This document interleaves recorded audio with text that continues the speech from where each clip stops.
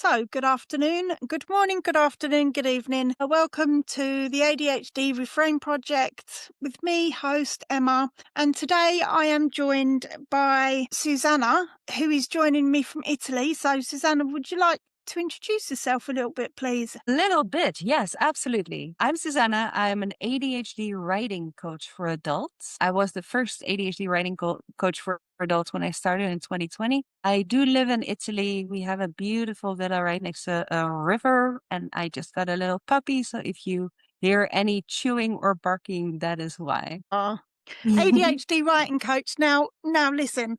I'm fascinated. Sorry, I was just playing with the microphone now. That's all I'm right. fascinated. So, what? When you say you're an ADHD writing coach, an adult one, so what does that entail then, please? So that entails a whole host of things. So I work with ADHD adults who need or want to write. So that is academics, is nonfiction authors. A lot of us ADHDers have lived a life and want to write about it. So writing their memoirs, or they are journalists in higher risk jobs. There's a lot of creativity in us, and a lot of us have a desire to write about something. I also work with novelists, screenwriters, playwrights, anyone with ADHD who needs or wants to write. And what my work really entails is identifying what are the barriers that are stopping you from achieving your writing goals right now, and how can we resolve them? How can we overcome them? And sometimes it has to do with organizing. I have sessions where I sit here and someone says, I just can't write because my desk is too messy. And they go through all the items on the desk, and I give them a quick and dirty plan to free up some space. Sometimes it is about organizing a text. I have so many different ideas. I don't even know where to start. I don't know what my main argument is. And we actually talk about what it is that you want to be writing about and get clear on your argument, your story, and your structure. Sometimes it has to do with reorganizing your morning routine, or creating time in your schedule, or making sure that you have accountability and body doubling, for example, social pressure in a positive way to keep you motivated and moving forward. There are 1,000 different ways in which we can approach it, but what we really do is identify the challenge, the barrier that you're experiencing right now, and try to remove it. Yeah, well, I mean, I'm studying psychology at the moment, and I have not done any like formal studying or higher education for a long time. So yeah, I think that's why I'm so intrigued by, an ADHD writing coach, Mhm. because I find that my brain, even with medication, my brain kind of it moves that the thoughts are so quick that I struggle Mhm. to write something down, whether it's with a pen or whether it's typing, and then I get all the Right. words jumbled up, and it's the best kind of thing that I wanna write, but by the time I've actually started writing the sentence, it's gone, and it's so Mhm. frustrating because then you can't ever get it's not that I can't ever get that back, but it's very profound in that moment, Right. and so I've tried lots of different strategies, audio notes on my phone, just everything, typing it out on my phone quickly or whatever, and it's like, I just think I just got to a point where I just have to roll with it day to day because Mm. it is the way that I am, and it's just, yeah. So I'm getting a bit tongue tied now because my little brain's going quickly. But yeah, Mm. so when I saw that you were an ADHD writing coach, I was like, oh, I'd love to talk to you because it's fascinating. Like, the Mhm. accountability, the body doubling, and I think people call it, is it task paralysis? So it's the Sure. procrastination in getting started. But for Yes. me, I have to get to a point where the hyperfocus kicks in. So the deadline is, say, Monday, and then the hyperfocus will kick in on the Thursday or the Mhm. Friday. Right. And that is true for a lot of high performing ADHDers. So many people I work with, especially, this really starts to bite people in the butt, if I can use that language on your podcast, Of course, use when they the language you like. when they get to the dissertation stage. Because a lot of us, especially high performing ADHDers who have had like a whole journey through the education system, that is how we work, right? We wait for the deadline, we wait for the urgency and the pressure, and then we ride that wave. We burn through all of our all of our resources, all of our energy, all of our focus. We give it our all and we produce it in the last 2 days or so, and then we crash. So that has worked for us for a very long time when we needed to write 2,000, 3,000, maybe even 6,000 word papers. It worked okay. It wasn't great. It wasn't enjoyable. Maybe our relationship suffered, maybe our mental health suffered. There's a lot of things that might have suffered. But in that moment, when you catch that wave, it feels amazing. It feels wonderful. You are in the zone, you're in the flow, you are doing exactly what you're supposed to be doing.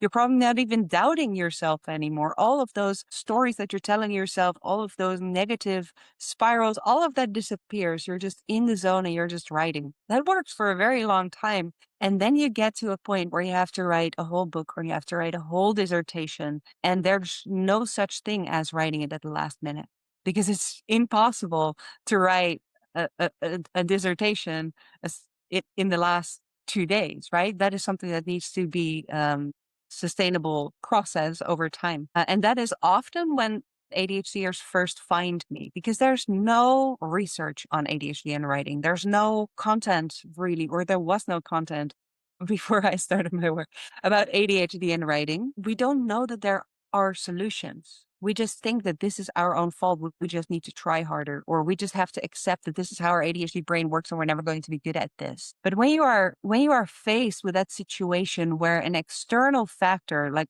you're going to lose your scholarship if you don't write this, you're going to lose your book contract if you don't write this. There's real consequences, but you can't use the systems that you have used in the past. That is often when people actively start thinking, hey, might there be someone in the world, perhaps, who can help with this? So it is often because there's so little awareness around how ADHD affects the writing process. It is usually in these crisis states that people first find me when the process that you are describing, which has worked so well for shorter form, no longer works. Yeah. So you're almost like an ADHD writing coach, but also a crisis management coach as well, because you're kind of managing the chaos of the overwhelming panic and stuff like that. Absolutely. Yes. There is crisis management. There is, I think every part of your life that is affected by ADHD also finds its way in some shape or form in the writing process. So when you struggle to keep your room clean, that probably also means that you have 1,000 browser tabs open and you don't know where to find that article that you read last week, right? Because that disorganization carries over into everything to do with writing. If you have trouble managing time, then that is going to affect the writing process too, right? If you have trouble motivating yourself and initiating tasks, that's going to find itself in writing. If you often get overwhelmed and you only see the big task, the big project, and you can't break it down to smaller parts, so you can't pace yourself and make consistent progress because everything is just so big and overwhelming, you don't even know where to start. That's going to happen in writing as well. So yeah, I'm a crisis manager, but I'm pretty much every ADHD like job that exists now. There are parts of it that also exist within ADHD writing, if that makes sense. Yeah, of course. So, yeah, and I think I'm a distance learner, so I study 100% online because it just works really well for me, but it doesn't. But, obviously my academic writing has slowly got improved over the each module. Sorry, excuse me. But it's still like literally exhausting after I finished it because it's like I start earlier. So I will Mhm. start much earlier than 3 days before the deadline now. But Right. I do find that sometimes my best work is only produced in that hyperfocus. So even if I start, I have to go through and obviously edit. And then that's when I kind of can synthesize everything together, if that makes sense. But yeah, I've had some long, long writing sessions. Let's say the last one last week was 18 hours to get everything finished. Oof. Because I was going, because it was my 50th birthday last year and my daughter had booked for us to go off. I'm going off on a tangent now, but this is what ADHD is. My daughter had booked for us to go away for the weekend, and the submission deadline was this Monday, but I wasn't gonna be home, so I had to get it finished by Friday or get an extension, and I didn't really want I tried my hardest not to get an extension unless I desperately need it because I wanna kind of have a break in between the Mhm. modules that I study. So anyway, yeah, on Friday, 18 hours, and I submitted at 2 o'clock on Saturday morning, and then I was just exhausted. Thankfully, it Mhm. didn't affect the weekend, because my daughter was happy for us to chill out and, just relax and have a nice time, so but yeah, it's hardcore, isn't it? And it's like, Mhm. how then do I kind of break that cycle of needing 18 hours just to finish something? It's just insane. Yeah, so the first thing that I would talk to you about is the needing the hyper focus. Because I am wondering, people have said that to me before. And in the end, it turned out that they didn't need the hyper focus, but that was a story they had been telling themselves. And therefore they were kind of blocking their productivity outside of the hyper focus. Because I think that we are such all or nothing thinkers. We think either we have the perfect flow state or we can't get anything done. Either we have the perfect time to write, like ideally, I would write 4 hours. If I don't have 4 hours, there's no point in even starting. This all or nothing thinking can play a huge role in this. In answering the question, do you actually need the hyper focus? Because if you can find a way to write without hyperfocus. Hyperfocus is wonderful.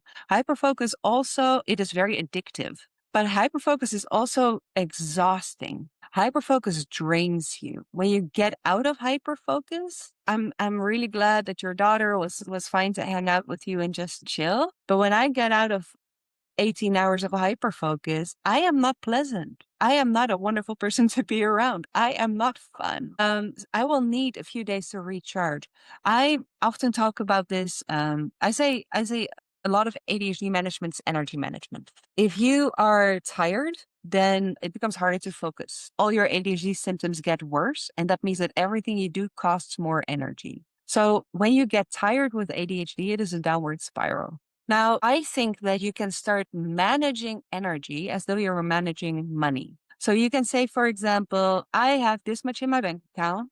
There's a wonderful Ferrari here that is the exact amount that I have in my bank account. I want this Ferrari. I will buy it. That I will not judge you for doing that. You can absolutely do that.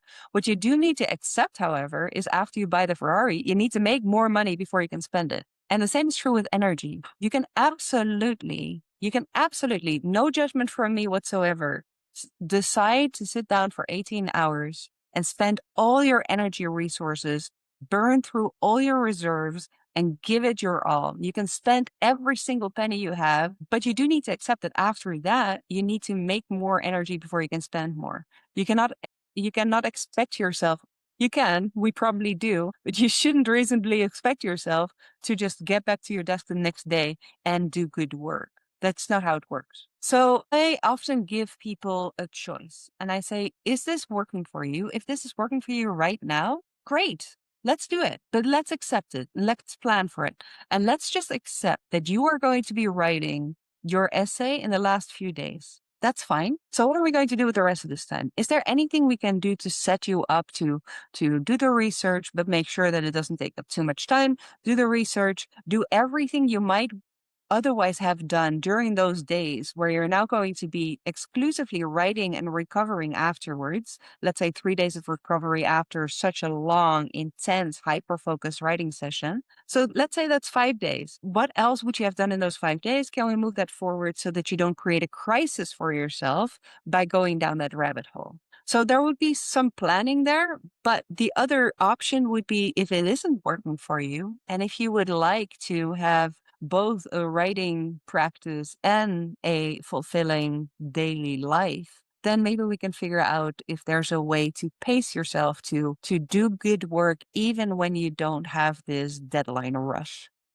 Does this make sense? Yeah, perfect sense. Yeah, of course. So that is how I would go about this as your writing coach. So I suppose I've almost been doing that, but didn't realise that I was actually doing it. So for me to Mm. get started writing earlier, although it's not producing the best work, what I've asked for is the reasonable adjustment of having a 15 to 20, maybe 30 minutes appointment with one of the lecturers that is teaching me in the current study block, and then setting small achievable goals every week where I'm working Right. towards that hyper focus. So I'm actually, although like 18 hours, I wouldn't normally, I would have done that over the weekend. It wouldn't have been, it's only because I was going away that Mhm. I did it all in one day, an evening, but normally I wouldn't do that. I would break it down, and I did do, I did the Pomodoro technique, and I had like 50 minutes, sorry, of full concentration, and then I'd walk away, and then what I've actually learned as well is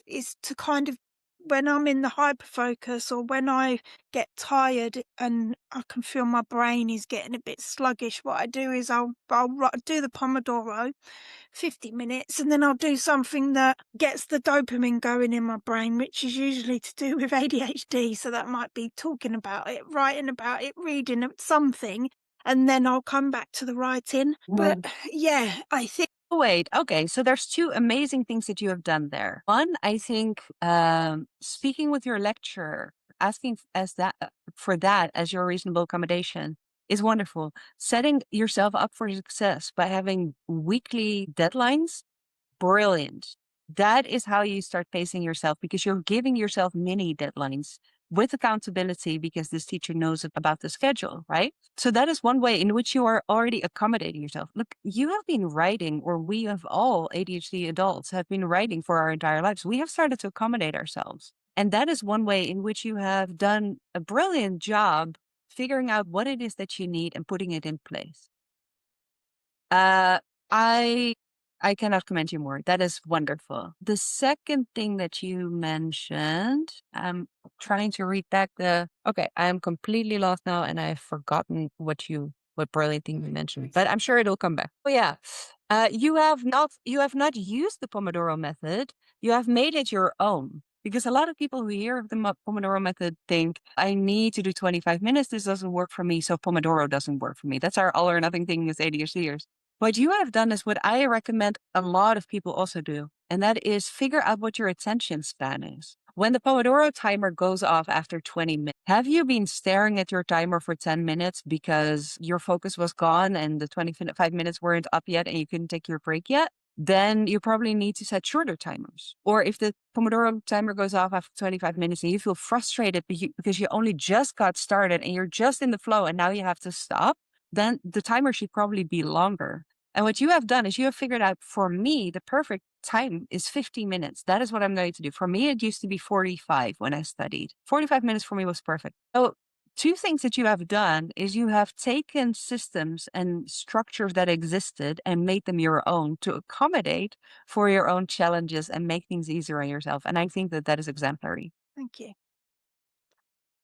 When people say nice things to me, I still go a bit silly. Mhm. It's the ADHD thing, but thank you. And I think I realised that because I don't know if any of our listeners are unsure about what the Pomodoro technique is, but Hmm. Pomodoro technique is really good for people with ADHD. So it's explained as a time of focus, a timed length of focus where you just focus on one task. It can be 10, 15, 20, 30, 40, 50, however many minutes you want to concentrate for. And then you have a break, say for 5 or 10 minutes, and then you come back to another focus session. I find it useful when I'm doing the academic writing, but yeah, I've kind of edited it into mine because I know what my brain needs to get it Mhm. focused, I think. So Right. if focused for a certain amount of time, I'll get up and move around. I might talk to my partner. I might read something. I might listen to anything or do something that I'm fascinated with, which is always ADHD, because I'm Mhm. obsessed with it. But yeah, and then I'll do that for 50 minutes, break again, and then go back. And that's just the way, because it's, since I've started doing my studies, like I'm obsessed with neuroscience, and I never thought I would be interested in kind of understanding the processes of the brain. But obviously, having ADHD, I'm being fascinated with that as kind of biological psychology and social psychology have been my 2 favourite subjects, my 2 Mm. favourite modules. So looking at, the in the brain and how can I kind of I kind of do little, tests and stuff like what's the best thing to get the dopamine going in my brain, and I will do these things, and it's like if I said this out loud, people would probably think I'm bonkers, but I am quite bonkers, but I don't mind talking about this stuff because these are just the things that I've found that work really well for me. So yeah, it's just, because 18 hours or any length of time, even if I did that in say 10 hours or 5 hours, nobody and it wasn't until someone said to me at some point last year that nobody, student, staff, lecturer, anyone that's studying or teaching, whether you're neurodivergent or neurotypical, the full concentration is around 20 minutes. And I was like, oh, I thought that was just because I've got ADHD. And they're like, no, Mhm. it's not, is it? It's not. Mhm. Everybody, like nobody can fully concentrate like at that hyper focus level for long periods of time. And I think for me, it kind of then it made me realize that actually I'm doing all right then. I can concentrate for a whole hour. Right. So yeah, it's just fascinating. I just Mm. think, and also I always say to everyone, like the process between my brain and my fingers, whether I'm writing or typing, is just it's missing. It's Mm. missing, but it's actually not missing. I am capable, but I think like there's a lot of toxic negativity still surrounding ADHD and adult women, I think, and obviously Mhm. the awareness is becoming more and more understood. But I Right. do think that we've still got a long way to go before we can kind of just sit here and Yes. think I'm good. I think so too. There's a lot to unlearn. Um, I think that this experience that people go through when they get diagnosed late in life, they learn about all the things that they always thought were just them not being good enough or not trying hard enough or having a problem or being wrong or being bad. They now learn, oh no, this was ADHD all along. And they go through this wonderful process of, well, there's grief, there's anger, but there's also a relief. There's an unmasking. There's a connecting with other stories from other people who have done the same things, who have experienced the same things. There is people sharing their weird, and then hearing from others. Oh yeah, me too. There's a lot of relief and a lot of acceptance and embracing going on right now online, which is wonderful and such a warm bath after all this negativity that we're mired in for our entire lives until we get this diagnosis. Now, that is wonderful. What my mission is to do the same thing for ADHD writers. Because if we don't talk about ADHD in writing, if there's no stories about how individual ADHDers experience the writing process, the problems that they're going through, the fact that they can sometimes sit down for 18 hours and write a whole essay, but then another day, for the life of them, they don't even know how to find the file that they worked on last. Then, if you don't see those other stories, then you are going to have that same experience you had before you had your diagnosis and started to get to tap into all this knowledge that exists and the stories that exist around ADHD, right? So I feel that the experience, the journey that a lot of us went through after we got diagnosed, or for me, about 15 years after I got diagnosed, because when I was diagnosed, we didn't know anything yet. That experience, that journey, we also need in writing because there are so many people, so many ADHDers who embrace their weird and who embrace their awkwardness and who embrace their irks and odd qualities in their personal life. But when it comes to writing, they think, okay, so clearly I'm not cut out for this. Clearly I can't do this. No one else struggles with this. I just need to try harder because that is what we were taught in school. You just need to try harder, apply yourself more, and then you can finally live up to that potential that you have and we know you have. And why haven't you reached it yet? And that narrative is so embedded in our subconscious. And as long as you don't see the stories of other people who have the same struggles you do and who have the same experiences you do, there's no reason to believe that you don't have to try harder. You just need a different way. Yeah, yeah.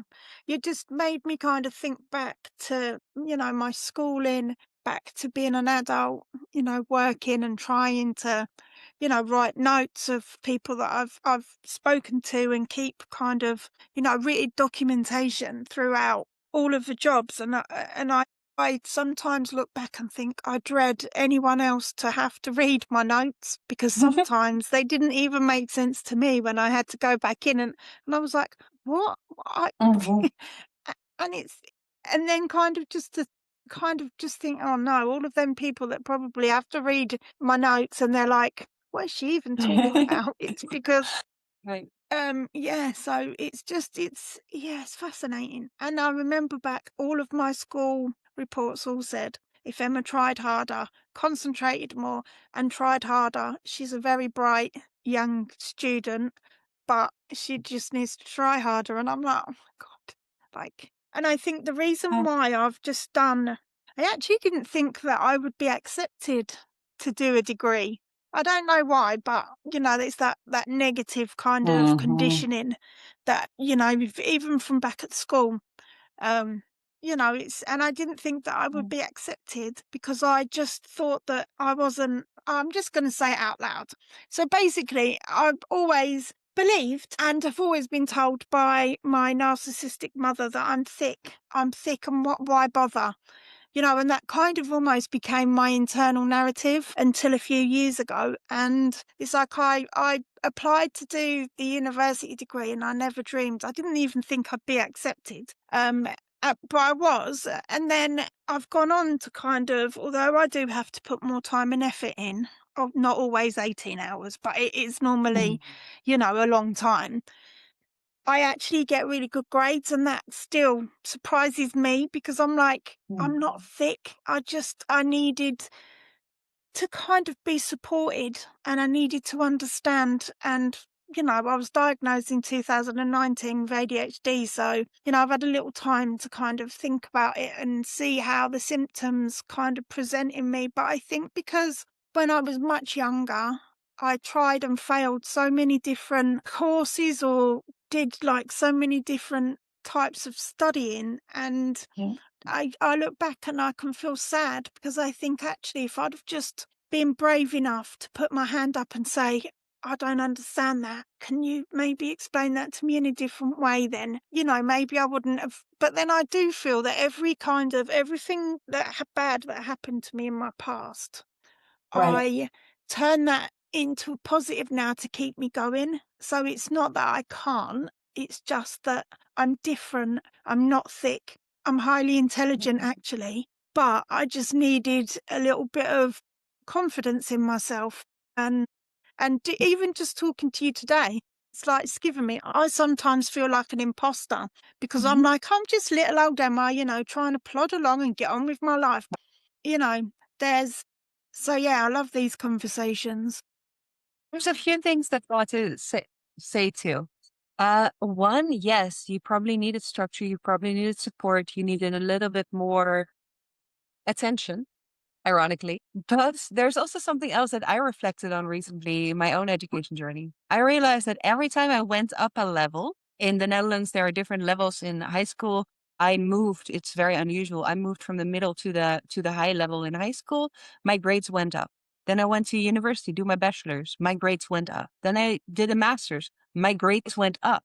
So I was reflecting on that. And one of the reasons why, no, the two main reasons why this happened is not because suddenly I had more discipline and I tried harder. The reason why my grades went up and I was a or slightly above average student in high school, and then I got progressively better compared to my peers in later experiences is two reasons.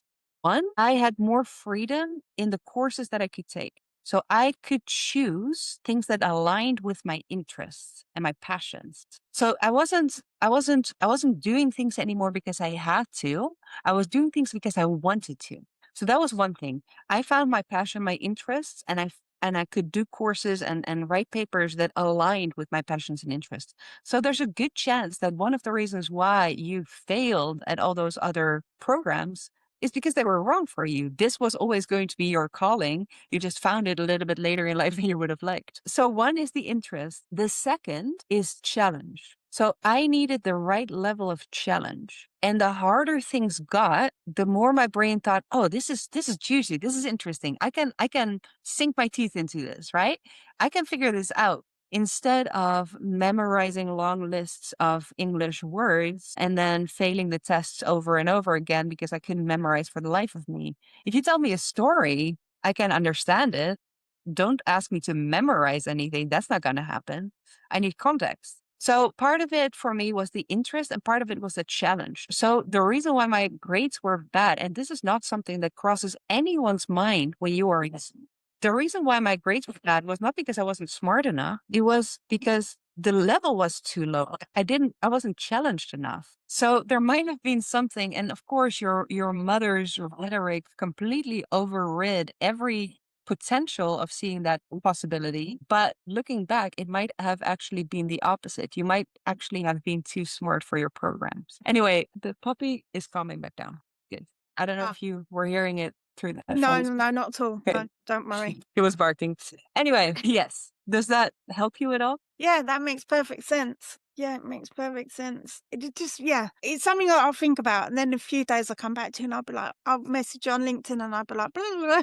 I'll be like, oh my God. Like, yeah, it makes perfect sense. There's a psychiatrist called William Dodson. Have you heard from him? Heard of him? He writes a lot for Attitude magazine. William Dodson is most famous for coming up with the term interest-based nervous system. Yeah, I've heard of, yeah. So he says neurotypical people are motivated by importance. If something is important, then they are motivated to work on it. Neurodivergent people, ADHDers, are not interested or motivated by importance at all. It is the strategy that our caregivers constantly use to get us to do things. This is important. If you don't do this, there are going to be consequences. This is important. You have to do it. But that doesn't work for us. Yeah. We are motivated by four things, according to William Dodson. We're motivated by interest/passion, novelty. If something is new, it is exciting, we want to do it. Challenge, and I usually group gamification under that too. Yeah. Because there's people who say, "Oh yeah, I'm not competitive at all." That's not all challenge is. There's a whole host of things there. And urgency pressure. Now, a lot of us high performing ADHDers have been learning to rely on urgency and pressure as our main source of motivation. We wait until something is urgent, we wait until there's pressure, or we add more deadlines to give ourselves those motivation boosts that we need. That is helpful, it's effective. If it is your sole source of motivation that you rely on, and you rely on it week after week, it is also a recipe for burnout. That's not his words, that's mine. So I think that interest and passion cannot really be simulated. All you can do is see, what am I doing in my life that I need to be motivated for? And does it align with my deeper interests and passions? And I'm not talking about your new hyperfixation, your new hobby. I'm talking about this deep underlying, you are interested in ADHD. That is your passion. That is your interest. And sometimes you find a new model or a new author or a new field of research and you go deep down that rabbit hole. That fuels your hyperfixation. The tool, the new app is your hyperfixation, but it all ties into that deeper interest and passion that is pretty much unchanging. It's probably going to stay with you for a very, very, very long time. So what you can do is you can see what is going on in my life that I need to motivate myself for, and does it align with my interests and passions? But you cannot simulate interest, passion. You cannot trick yourself into being passionate about something. That's not how passion works. So in my coaching, I often focus on novelty and challenge. I say, okay, so interest and passion, that's important to know. It's important to take into account when you start a new project. Ask yourself, is this just a flight of fancy? Is this something that I'm going to be interested in for a couple of weeks because it is new? Or does it actually tie into my interest and passion? That's very important to know, but not something we can play with. Urgency and pressure, you probably have already perfected. Maybe we should try to move a little bit away from that and see if in the novelty and challenge areas, there aren't strategies and tools and ways that we can give you an intrinsic motivation to start working on it, to make you excited to work on it, to make you excited to go back to that paper that is only due 4 weeks from now, but you can't stop thinking about it because you want to do something with it, right? So William Dodson, very smart man, the INCU model of ADHD motivation, I think can be incredibly helpful when you are struggling to get yourself to do things. I don't know how we got here, but I do think it is very good to know for any ADHDer who needs to do anything. Yes. Yeah, it's intriguing because, I've always kind of like psychology, I think for me is a perfect subject because it's all about Mhm. human behavior and obviously, investigating human behavior and what makes us all tick. And I think that has definitely helped me because I don't think I could have done a university degree on anything else but ADHD. Completely I would understandable. love to have a full degree that's just about ADHD, but we're not there yet in the UK or anyway, I don't think. But I know. you can just make me realise that one of my very early lecturers back in my first year said to me, because she said, "Oh, what do you want to do when you've graduated?" And I was like, "Well, I'd just really like to work with people with ADHD." And she's like, "Huh, interesting." But anyway, she gave me a little bit of advice and she said to me, "So if that's the case, then try and incorporate a little bit of something to do with ADHD in every single assignment that Yes. I write." And there's only been 2 that I haven't been able to do that, and that's quantitative research methods. Numbers, not my thing at all. Just Mm. can't, my brain doesn't work out numbers. And qualitative, because they were topic specific, so there wasn't any Mm. way I could kind of Right. incorporate them into it. But yeah, so that's kind of what I've tried to do. And I find like when I get onto the real world examples and they want you to give like strengths, limitations, real world examples and ethics and stuff, that's kind of where I begin to shine because I can just incorporate the complex but interested ADHD Mhm. stuff into it. And I think Yes. maybe like the last paper that I wrote before the one I've just submitted was personality and intelligence. We could choose culture or genetics, and I chose genetics, and I incorporated ADHD throughout the whole of it, like all of it. Because we had to choose a few approaches, and yeah, I thoroughly enjoyed that. Like that was Mm. just I enjoyed that so much, and it just there you go. It goes to show, doesn't it, that if you've actually got something that you're really interested in, and there's a novelty to it, Mhm. like that was all done. And I think I submitted quite a few hours before the deadline, and I didn't have an extension, but I thoroughly enjoyed writing that. That was just a joy. And although Mhm. the genetics, talking about genetics and heritability and stuff was a little bit complex, but once I kind of got my understanding, what I find is I have to read something, then I have to process the information, and it's that processing of the information that takes the time sometimes. So when Mm. it comes to me, like I have to give myself a certain amount of time to kind of think and process. And if I say that to other people, they're like, "What do you mean you need to think and process?" And I'm like, "Well, you know, ADHD, sometimes I need to, Mhm. that It's that true. is actually part of my writing is me processing the information." Yes, I absolutely agree. And I think that we need to have a much broader definition of writing. So sometimes I also host body doubling sessions every Tuesday, and people come hang out with me for an hour or more, and they bring their own work. And someone once asked me, or some people actually frequently ask me, is it okay if I do research? Is it okay if I do editing instead of writing new words? And I say, yeah, of course, because that is all part of the writing process. So I've started to talk about writing related tasks, and writing related tasks can absolutely include processing information and thinking it through.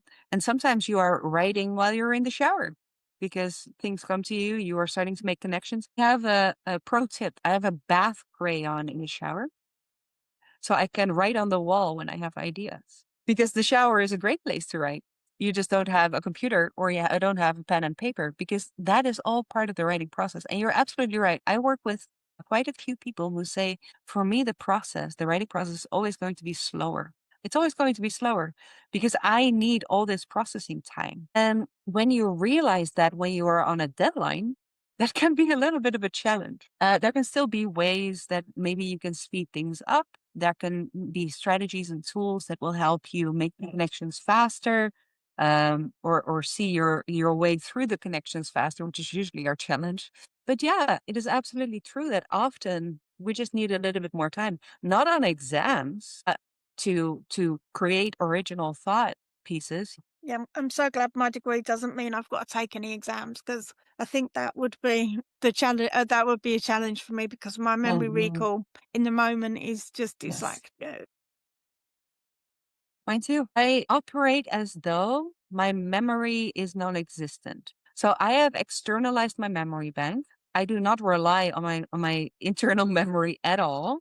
And my computer holds my memory. If I write notes, I write them as though I'm writing for a stranger because I know that the person who's going to be reading it is going to be a stranger. I have no idea who tomorrow's Susanna is, but she's going to be probably be very grateful that a kind stranger who lived yesterday left her a note that could be decoded by even a 12-year-old. Right? So, yes, I operate. I think that that is one of the biggest benefits of embracing and accepting your ADHD challenges. So when I used to think that there were two ways to approach the ADHD diagnosis. And one was saying, okay, I have ADHD, so clearly I can't do this. I have met those people. And the other one was saying, I have ADHD, but it's not going to stop me. I thought those were the two responses to ADHD. I have found that there's actually a third. And the third is not, it's not going to stop me. The third is I now understand which parts I struggle with, what I am good at and what I'm not good at. And I'm going to orient my life around my strengths and make sure that my challenges don't play such a big role anymore. So it's not acting as though you don't have ADHD and pushing through and just pretending it doesn't exist. It is fully accepting and embracing what you are and aren't good at, being ruthfully honest, and then organizing your life around it. yeah. I mean, yeah, strength based. I had some based coaching. I applied for a grant because I wouldn't be able to afford to pay for it otherwise. And I was Mm. awarded the grant and I had some strength based coaching. And since then, it's like just focusing on my strengths, the positives, rather than even outside of the ADHD, just me as a person, Mhm. focusing on my strengths and not really kind of giving the weaknesses or the negatives any airspace, let's say. And yeah, there are things that I find challenging, but I think literally, and in psychological terms as well, they would say that, you're reconditioning yourself to kind of think positively rather than negatively. Yeah, yes, but also we need to be careful not to fall into toxic positivity. I will never say ADHD is a superpower. ADHD can be disabling. ADHD causes many problems, challenges, struggles, crises on a weekly basis. And we might be good in crises, and it might feel good to be able to handle the crisis, but that doesn't mean that it's enjoyable to always live from crisis to crisis and crash in between. I will never say ADHD is a superpower. I do think so. I am not a toxic positivity guru who says, oh, yeah, there's not a cloud on the horizon. We are just all wonderful, powerful superheroes who can do anything. No, I am saying figure out what you're good at. And if you realize that your memory recall is shit, then don't rely on it. I have figured out that my memory recall is shit, but I am very good at system based thinking that allows me to build databases that make me incredibly happy, that make my brain so excited, that make me happy to use it, and that I can figure out, that I can understand in such a way that I can actually pull data and information from my computer at a moment's notice. I don't need my internal memory. So I am not ignoring my challenges. I'm not ignoring my weaknesses. I am saying, okay, so which of my strengths can I use to compensate for these weaknesses? For example, you said sometimes you struggle, or often you struggle, translating your thoughts to the page, right? Yeah. And part of that is that your thinking is too fast. That is something that we're going to put to the side for now. I heard that. That is important. That is valuable, but that's a different problem. But if you cannot translate your words to the page very well, then what you can ask yourself is, okay, so what can I translate my thoughts to? For example, am I really good at making PowerPoints? Okay, great. So what if we take your ideas and we use a PowerPoint to outline your paper, and then based on the PowerPoint, you write the sections. Based on each slide, for each slide, you write a section. Maybe that is even still difficult to translate from a PowerPoint to a to written text, but the PowerPoint helps you organize your thoughts. So maybe that is where, as you said, the speech to text can help. Because normally, if you give a PowerPoint presentation, you look at the slide and you tell people a story, right? If that is what you're good at, then why not tell that story to your computer who then translates it into written text and you have your first draft done? So if you're good at PowerPoints, then your strength in PowerPoint presentations can compensate for this weakness in translating direct thoughts directly to the page. That makes sense. So it's not complete positivity, like strengths based. What is it? I have a friend who is a positive psychology person. It's not quite that. It is more, instead of beating yourself with that stick of I can do this, ask yourself, what can I do and how can that help? Yeah. That is often my approach. I would call that a coping strategy. You can't Yes, but I don't think coping is the aim though. I am a little bit higher than just coping. I think maybe it's a thriving strategy. I mean, I love a mind map. I've got this a specific software that was given to me through DSA, and yeah, mind maps. I love a mind map, but the problem Me is too. problem with anything is I can't keep it brief, so I need to really be Mm. careful where when I'm doing something, and particularly when it's my studies, because if they want me to give a brief historical breakdown of whatever approach it is, then I'm going to go right back to the 1800s and I'm going to give you like almost a kind whereas you can't do that, can you? Because you don't have enough Yeah. words to do that. But Yes. it's like, but the mind mapping tool is just amazing because Mm. it's a visual representation and then I can export it quite easily into a Word document. Is visual, but there's this second quality too. So my theory is that neurotypical people, and I don't know because I'm not a neurotypical person, I never talk to those people, but my theory is that a neurotypical person thinks in a linear way, in a straight line. They think from point A to point B to point C to point D. My theory is that we ADHDers think in a two-dimensional way. We start with one thing and then we see the connections to three others, and then those three others connect to everything else, right? I can give you two completely random topics, and your brain is probably going to be able to connect those topics within a second. Yeah.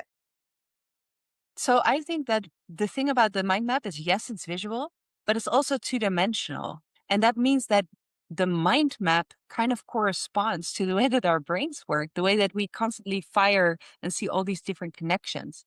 I am a huge fan of the mind map. Now, one other thing about the mind map is that it is a map. And like any map, you can draw a route on the map. So you can take the two-dimensional map and then you can say, okay, so these are all my thoughts on the subject. So let me, I don't know why I took my pen out. Let me draw a line through this map and tell myself, first I'm going to go here, then I'm going to go there, then I'm going to go there, then I'm going to go there. So that's a way to translate the two-dimensional map to a one-dimensional piece of writing, because writing is one-dimensional. It is a story line, a line of argumentation. You need to take your reader from point A to point B. And this is a way to translate the two-dimensional into the one-dimensional. Again, it is a way to use your strength, your two-dimensional way of thinking, to compensate for your weakness, not being able to think one-dimensionally. Okay? So I think mind maps are fun. Yes, mind maps are amazing because they are two-dimensional and they help you translate your two-dimensional way of thinking into the one-dimensional line that is any written text. It's a story line, a line of argumentation. You need to take your reader from point A to point B. So this is a way to translate your two-dimensional thinking into a one-dimensional line, which is great. I am a big fan of mind maps. Now, the thing about what you said about they only need a small paragraph and I want to give them like a whole like book on the history of this concept, it might help to treat it like a filling in exercise. So I think there are two types of research. There is the pre-writing research where you have to get familiar with a new field. You have to figure out what other people have said so that you know how to position yourself, etc. This is academic and nonfiction and not fiction. And there is fact-finding missions. There is, in what year was this? What is the exact shift that I'm talking about? What did X author say, right? So I think that if you have done your pre-writing research and you already kind of know what you want to say, you know kind of the story of what you want to say, and then you stop writing, you look at the exercise, you see how many words there are. Let's say there's 100 words, that is a couple of sentences. Well, in that case, what do these couple of sentences need to say? Start there. What does sentence A say? What does sentence B say? What does sentence C say? And then only find the information you need to answer the question that you have posed for that sentence. So, a lot of times, getting clearer and more cogent and more short in our writing means pulling back from the weeds that we always get lost in and first asking ourselves, like, what do we actually need? What is it that I'm trying to say? How much room do I have to say it in? So what do I need to make this argument, to make this point, to tell the story that I want to tell? So purpose for me is a huge tool in terms of writing and editing and getting clear in what it is that you're doing. Yes. I completely agree because I don't really like wasting anything. It's not even like it's like I don't like wasting my time. I don't like wasting my energy. I don't like wasting money, food, anything. It's like it's Right. almost like I can't cope with. So that's why a lot of the time when I'm doing the academic writing, I can get stuck because I can't actually. I need to kind of, it's not reassurance, but I need to know that I'm going on the right track. I'm going Yes. down the right track. So that's why having the reasonable adjustments that I've got from my university is really useful Yes. because, that I can then have like a weekly time or even just ping an email to the inbox and say, is Hmm. obviously not send them my writing because it's anonymous marking, but I can write, with just some brief kind of points that I want to include. Is this right? And then it's a yes or a no, Yes. or it's Precisely. kind of, yeah, you're kind of going around along the right track, but you know, um, and yeah, so it just becomes the more that and I think as well because it's different. Like writing an essay is different to a case study. Writing a research report is different to an essay and everything. And I think the biggest challenge for me is when I have to learn a new writing style. So going Yes. from quantitative to qualitative, I prefer qualitative because it's words, but reading the data, all of them words, and my brain was just like mush. And it's like, but every time I learn a new skill, and because I'm not always writing in every essay, I'm not writing a results section for a multiple linear regression, or I'm not writing an IPA for a, you know, Hmm.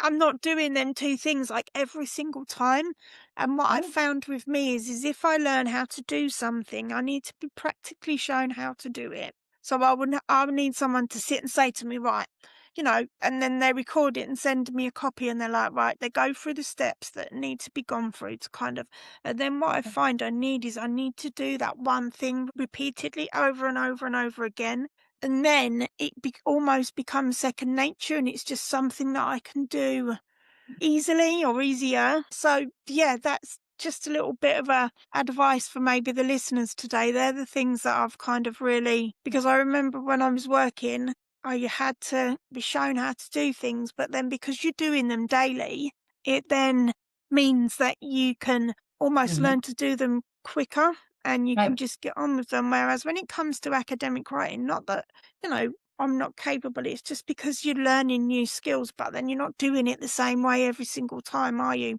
And I know that they Hmm. have to do it the way that they do it because we have to get the full kind of academic writing skills and stuff. But it's just, yeah, how have I kind of combated my, I don't know how to do this? Like, don't send me Right. a YouTube link to watch a video on YouTube because I can't really kind of learn that way either.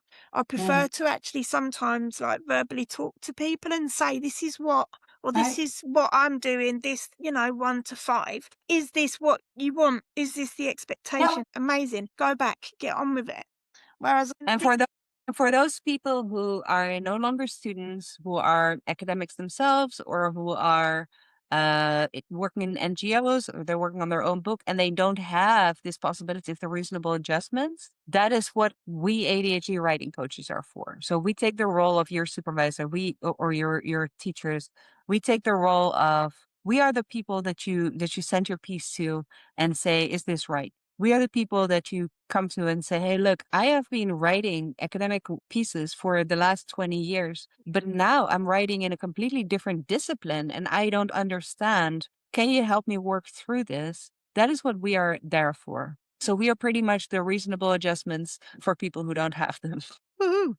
Yeah. And I'll share the links in the comments. Obviously, when I publish this episode, I can share the links in the comments so people can read a bit more about you and then maybe contact you if they do need any support. But I've yeah, also created a workbook to gamify any writing project and make it fun and give yourself points and a board to move forward on, whether you're doing research, doing the research part of the writing process, the writing part, the editing part, the submission part, whatever you're working on, there's a way to gamify it. I have created a PDF to help you do that. And because you are listening to this podcast and this amazing project, you can follow the link in the show notes to download it for free. amazing. Thank you so much for doing that, honestly. And I know that you're really busy at this time of the year as well. And I just wanted to thank you for obviously taking the time to meet with me today from your busy schedule.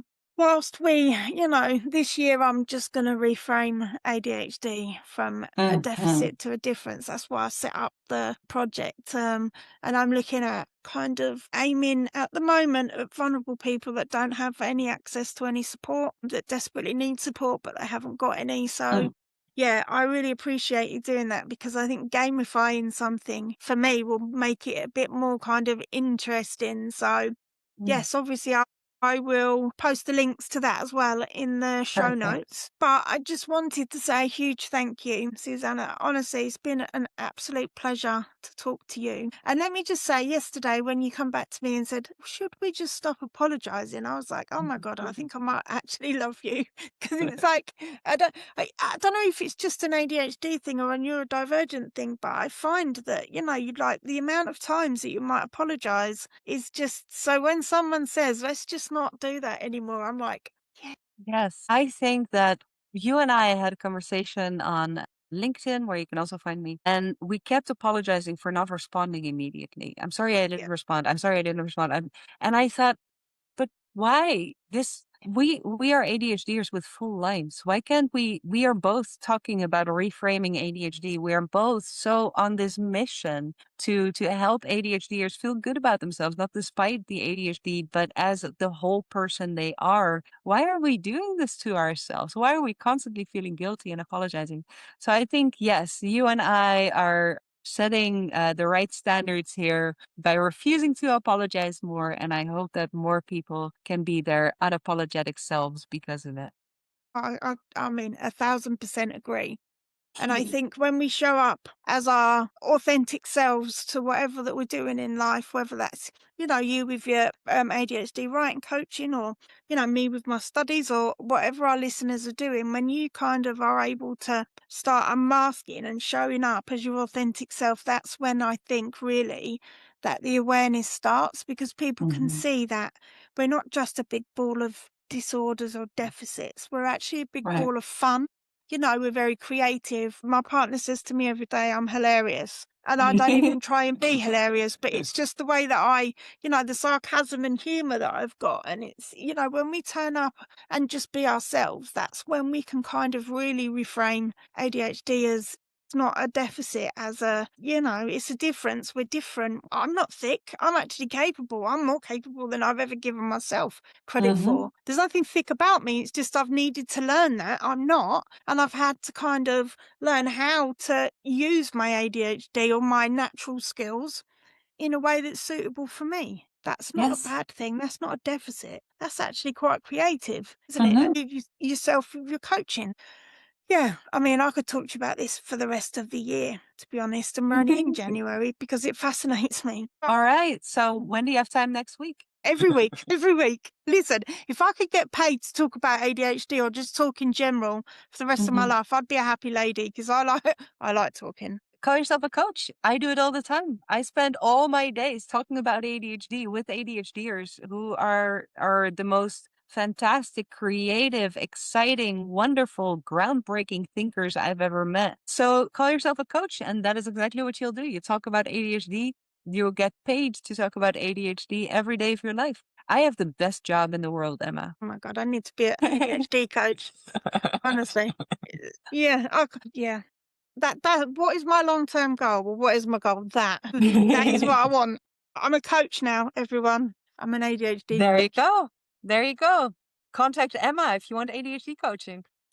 Emma, it was such a pleasure. Thank you so much for having me on. I feel honored. Honestly, it's been a pleasure having you as well, and thank you for setting up the PDF for the gamifying your writing for my listeners or our Yeah. listeners. Try it out and let me know what you think. Yeah, I'm gonna definitely give it a go, and I'll also share the links to your website and the coaching that you offer, and Thank the you. body doubling as well, because body doubling is, yeah, The beauty of my body doubling session is it's only for ADHD writers and it is pay what you can. So even if what you can pay is zero, you are still absolutely welcome to join. That is my way of giving back to the ADHD community and being accessible even for people who can't afford me. love that. That's amazing. I will make Good. sure that I put that in the little, episode. Description. Thank you. Yeah, I Mhm. call that my brain fart. My Yeah, brain I have them fart all the time. description. No. Oh my God. It has been an absolute pleasure, honestly. You'll be hearing from me. I'll be just sending you random messages on LinkedIn and be saying, "So, when are you free to talk about this?" Because it's been a pleasure. Absolutely.